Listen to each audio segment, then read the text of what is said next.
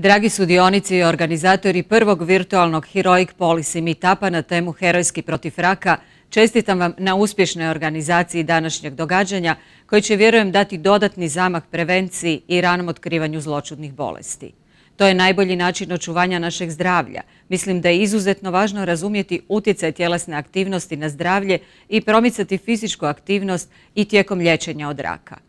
Sport i fizička aktivnost igraju presudnu ulogu u našem zdravlju i dobrobiti. Nedovoljna pak tjelesna aktivnost, kažu, vodeći je čimbenik rizika za nekoliko nezaraznih bolesti, poput kardiovaskularnih, dijabetesa, raka, a identificirana je kao 4. čimbenik rizika za globalnu smrtnost.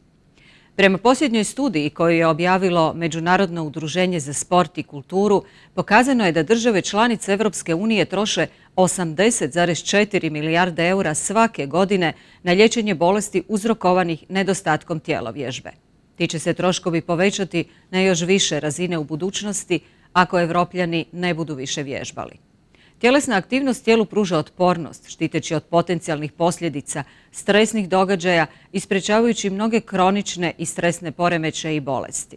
To je osobito važno u kontekstu pandemije COVID-19 i mogućih budućih globalnih prijetnji zdravlju.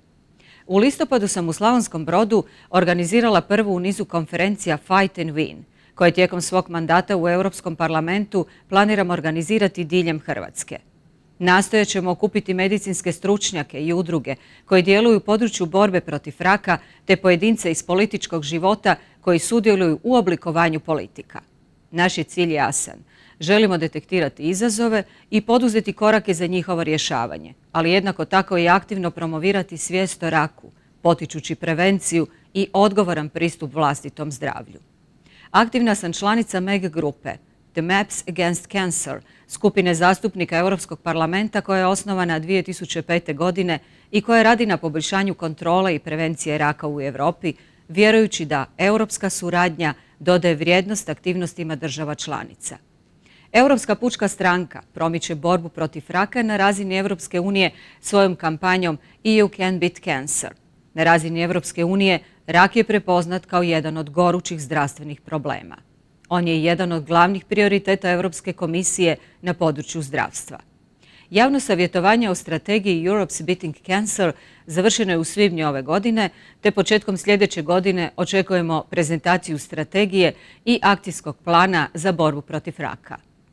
Hrvatskom saboru Vlada Republike Hrvatske 3. prosinca uputila prijedlog nacionalnog strateškog okvira protiv raka do 2030. godine.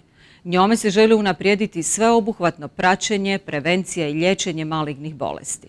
Vjerujem da će ovaj dokument pridonijeti pozitivnim iskoracima na području liječenja malignih bolesti i time osigurati dulji i kvalitetniji život onkoloških pacijenata.